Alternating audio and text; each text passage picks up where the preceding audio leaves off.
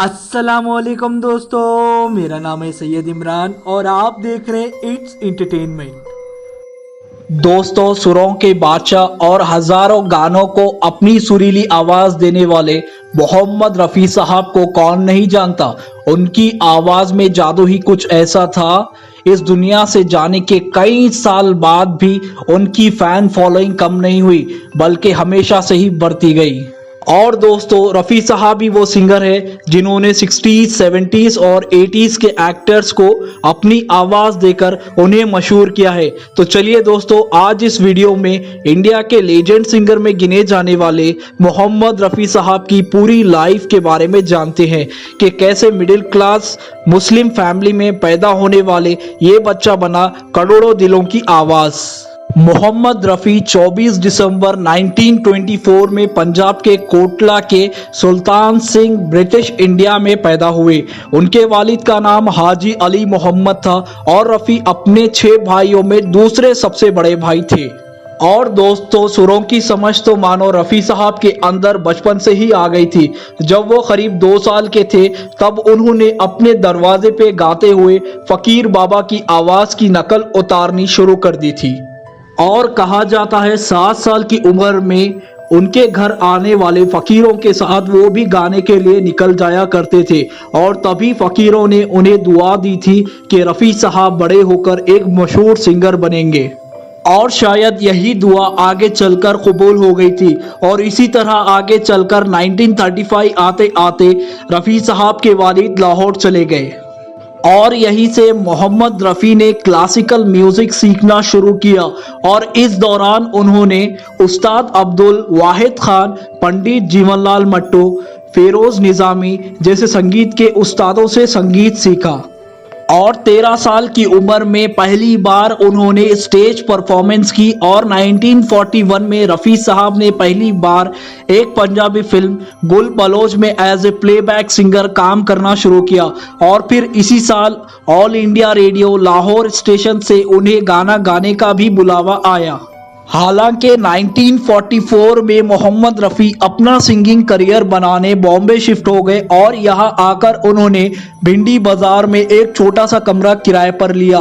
और फिर मुंबई के अंदर तनवीर नकवी नाम के कंपोज़र ने मोहम्मद रफ़ी को अब्दुल राशिद खादर और महबूब खान जैसे फिल्म प्रोड्यूसर से मिलवाया। और फिर यहाँ से मोहम्मद रफ़ी की ज़िंदगी बदलने वाली थी, क्योंकि उन्होंने एक बार मौका मिलने के बाद से अपनी सिंगिंग का ऐसा छाप छोड़ा कि लोग देखते ही देखते उनके आवाज़ के दीवाने हो गए।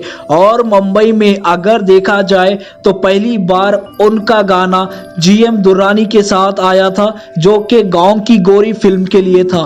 और एक तरह से यही 1945 में मोहम्मद रफ़ी का बतौर सिंगर हिंदी फिल्मों में डेब्यू हुआ था। और फिर 1945 में ही मजनू फिल्म के लिए गाए हुए गाने तेरा जलवा जिसने देखा पहली बार वो स्क्रीन पे भी दिखाई दिए। हालांकि 1947 में इंडिया के आज़ाद होने के बाद जब इंडिया और पाकिस्तान के पार्टीशन की बारी आई तब रफ़ी साहब ने इंडिया में रहने का ही फैसला किया। और इसी तरह वक्त बीतता गया और रफ़ी साहब ने अपनी आवाज़ का जादू यूं छोड़ा कि लोग उन्हें सुरों का राजा कहकर बुलाने लगे।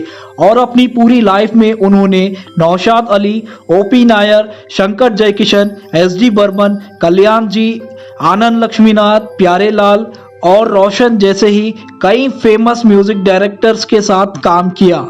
और दोस्तों, इन म्यूजिक डायरेक्टर में से नौशाद अली ने रफ़ी साहब को आगे बढ़ने में मदद की थी और यही वजह है कि सिर्फ उनके लिए रफ़ी साहब ने 1059 गाने गाए थे।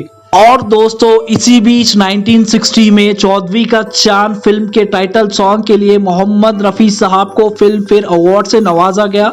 और फिर इसी साल ही नील कमल फिल्म का गाना बाबुल की दुआएं लेती जाने उन्हें नेशनल अवार्ड का भी विनर बनवाया। हालांकि 70s में गले के इन्फेक्शन की वजह से उनके गाने बहुत ही कम हो गए थे और फिर कुछ सालों में ही उन्होंने अपने आप को फिर से तैयार कर लिया और इसके बाद एक बार फिर संगीत की दुनिया पे राज किया। और दोस्तों हम अगर उनकी पर्सनल लाइफ की बात करें तो उन्होंने बशीरा बीबी नाम की लड़की से शादी की थी, लेकिन इंडिया और पाकिस्तान के पार्टीशन के वक्त उनकी बीवी ने इंडिया में रहने से मना कर दिया और इसी वजह से रफ़ी साहब का ये रिश्ता टूट गया और फिर इसके बाद उन्होंने अपनी शादी बिल्किस बानो से की। और रफ़ी साहब ने अपनी पूरी लाइफ में गानों के साथ साथ कव्वाली और नाते शरीफ भी गाए हैं। और बात करें अवार्ड्स की तो उन्हें पहले film fair award best male playback singer, second BFJA best male playback award, third national film fair award for best male playback singer से नवाजा गया और फिर 1967 में उन्हें पद्मश्री से भी नवाजा गया। और आज बहुत सारे सिंगर उनकी आवाज निकालने की कोशिश जरूर करते हैं, लेकिन कहते हैं ना, हजारों शीशों में हीरा सिर्फ एक होता है। और दोस्तों ऐसे कई सिंगर्स हैं जिन्होंने रफ़ी साहब के गाने गाए हैं, उनकी आवाज निकालने की कोशिश की है और उसकी की वजह से उन्हें बुलंदी का मुकाम मिला है और वो आज बड़ी बड़ी बातें करते हैं। और फिर 55 साल की उम्र में 31 जुलाई 1980 में हार्ट अटैक की वजह से इन्होंने इस दुनिया को अलविदा कह दिया। हालांकि कई सालों पहले ही सुर के बादशाह ने इस दुनिया को अलविदा जरूर कह दिया था, लेकिन उनके गाने लोगों की जुबान पे अब भी छाए रहते हैं। और दोस्तों हालांकि बहुत सारे सिंगर्स आज भी बहुत अच्छे हैं, लेकिन कहते हैं ना, लेजेंड सिर्फ एक होता है। अगर आपको हमारी वीडियोस पसंद आती हो तो इसे लाइक, शेयर, कमेंट्स और हमारे चैनल इट्स एंटरटेनमेंट को सब्सक्राइब करें।